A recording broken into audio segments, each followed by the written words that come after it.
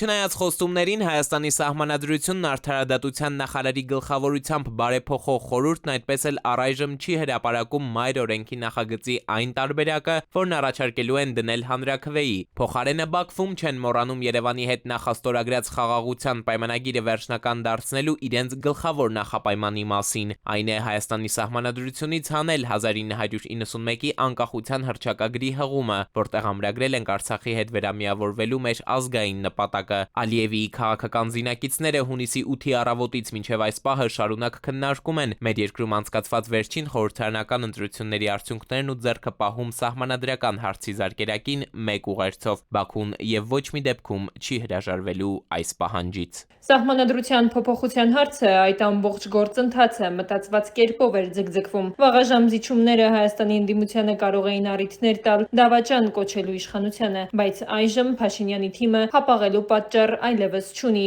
ուրեմն հարկավոր է կատարել ստանձնած պարտավորությունները։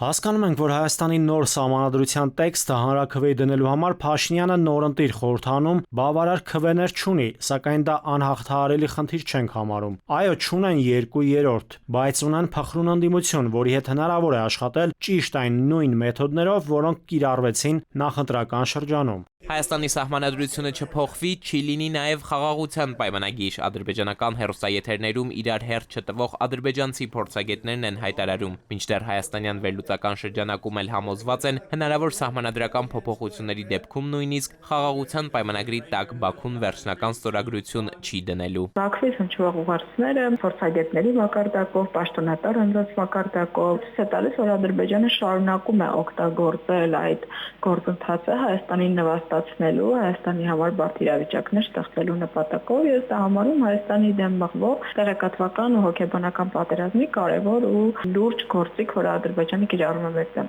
Նույն դրամաբանությամբ ըստ ադրբեջանագետի Բաքուն առաջ է մղում նաև այսպես կոչված արևմտյան Ադրբեջանի թեզը, որն իբրև թե ինքնիշխան Հայաստանն է, շղթայում պահում հայ ռազմագերիների հարցը։ Գործընթացի շարունակականությունն է հնարավորություն տալիս Բաքվին մաքսիմալ զիջումներ կորզել Հայաստանից եւ ինքը շարունակել է այդ գործընթացը։ Ես հույս ունեմ, որ Հայաստանում կգտնվի այնքան քաղաքական կամք եւ խելամտություն, որ երբևէ նման տեքստեր չեն դրվի հանրաքվեի առհասարակ, որովհետեւ դրանք վտանգ են պետության ու հանրության համար։ Այն, որ Հայաստանի նոր սահմանադրության տեքստում պետք է չլինի հղում անկախության հռչակագրին, Նիկոլ Փաշինյանը եւ իր առաջնորդած քաղաքացիական պայմանագիր կուսակցությունից բազմիցս են նշել, թե ինչ որոշում կընդունի նույն քաղաքական թիմից արդարադատության նախարարի գլխավորած խումբը դեռ հայտնի չէ։ Փորձեցինք մեկնաբանություն ստանալ նաեւ Սրփուհի Գալյանի գլխավորած գերատեսչությունից։ Սահմանադրության նախագիծը հրապարակելու նոր ժամկետներ առայժմ չկան, տեղեկացրին նախարարությունից։ Էդուարդ Պողոսյան, ժամը լրատվական։